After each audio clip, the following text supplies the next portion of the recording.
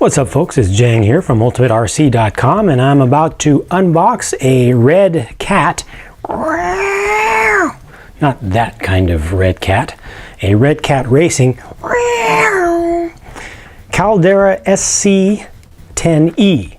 It is a 1/10 scale brushless electric four-wheel drive short course truck.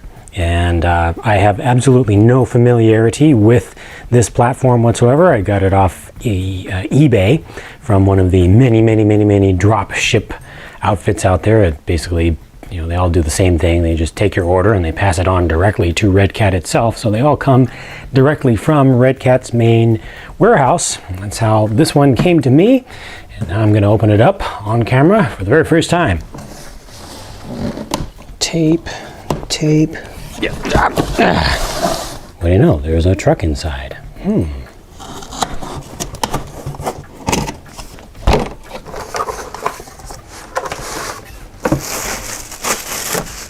Okay, first things first. Hi, Papa. Freaks, hold it. No, none of that. I'm going to get the little stuff out of the way first. Radio system, 2.4 gigahertz, and it's one of those Fly Sky FSGT2 looking things. And a little bit, probably about the same bounce as normal. That's always something I tend to judge the character of a radio by, is the amount of bounce there. This has trims and reversing and steering dual rate, so that's good. All the basics that you need and really want for starters, and then just a couple little things for your receiver. It does come with a charger with one of these polarized 4mm bullet banana connector things, and that leaves me with just the truck itself. First thing that I noticed about this is it has a short wheelbase. It's kind of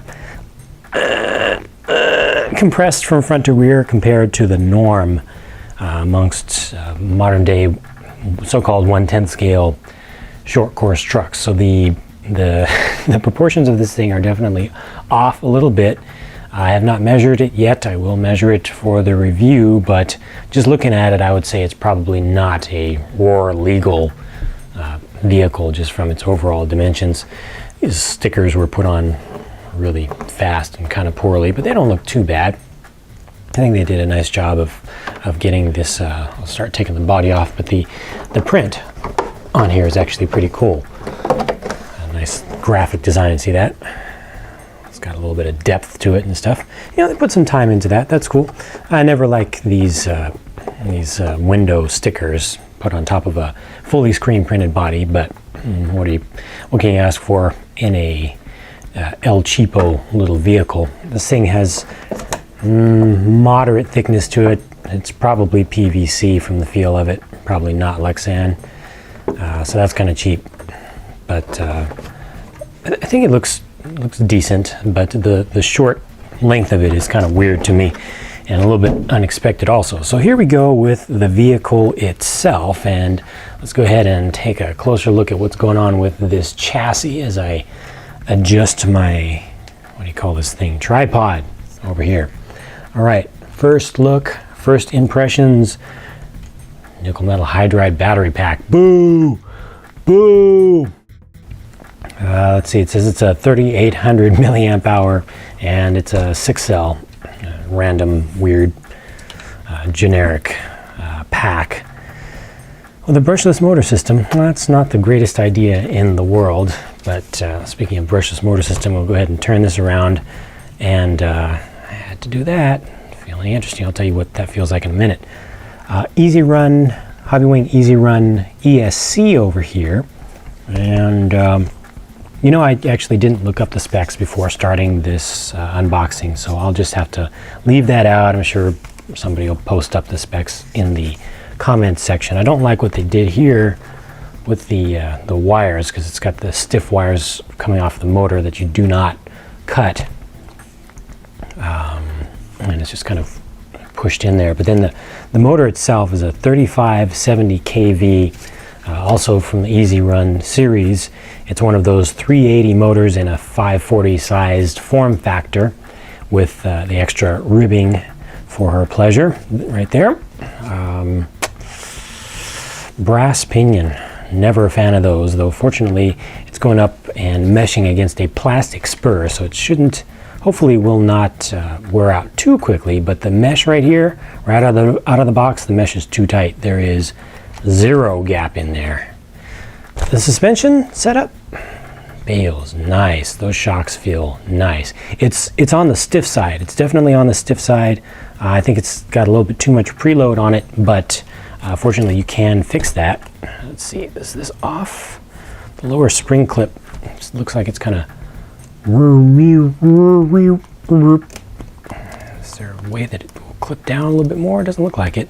It's just kind of balancing there a little bit, but you can remove some of that preload, because right now stock looks like there's no droop on this poor thing at all. I'm going to take some of that out right now.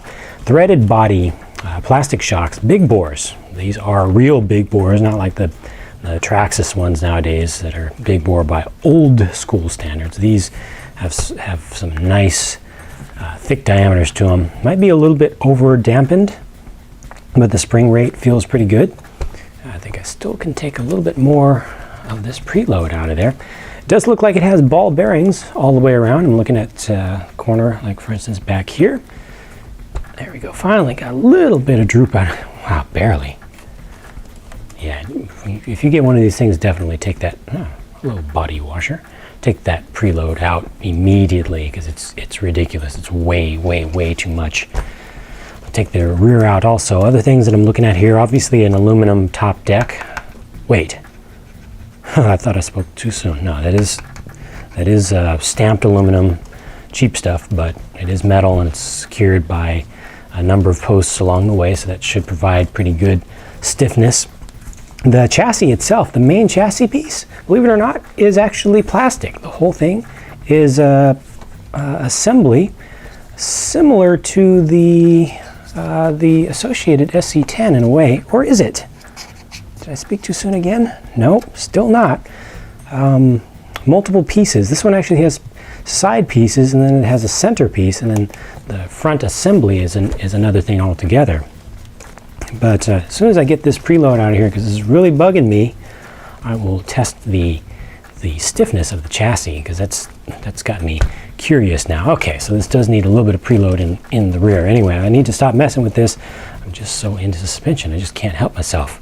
Okay, flex of the chassis, it is there. It is definitely there. Yep. Oh yeah. Oh, look at that. Holding the front pretty steady, and you can just see how the battery is kind of shifting around. So plenty of flex in the chassis. Not really a good thing by any standards, but let's see what they've got going for the center driveline. It has a center spool, so there's no center diff, and it uses 2 dog bones. So there is some room for those two to increase and decrease in spacing between the two. It does have aluminum or an aluminum hinge pin brace here at the front of the rear bulkhead, and at the front one also. It's stamped metal pieces, but definitely better than doing them in plastic. It does have adjustable turnbuckles all the way around. Has a couple of options for your front roll center, also for your front camber link length, and at the rear, 1 roll center option, 2 roll center options, or is that 4? Looks like it's got 2 options at the hub and 2 options inboard also. So that's a good thing. I'm trying to see if there's symmetry between the front and the rear. Not entirely with the diff cases. It does have open gear diffs, front and rear. I have not looked to see if those are sealed silicone units. Doesn't feel like there's much of anything in there right now, except perhaps grease. They're pretty much fully open. Big old bumper assembly right here. It's like they designed and built the bumper, and then they designed and built another bumper for the bumper. So the bumper itself has a bumper. How about that? It's something I've just not seen before.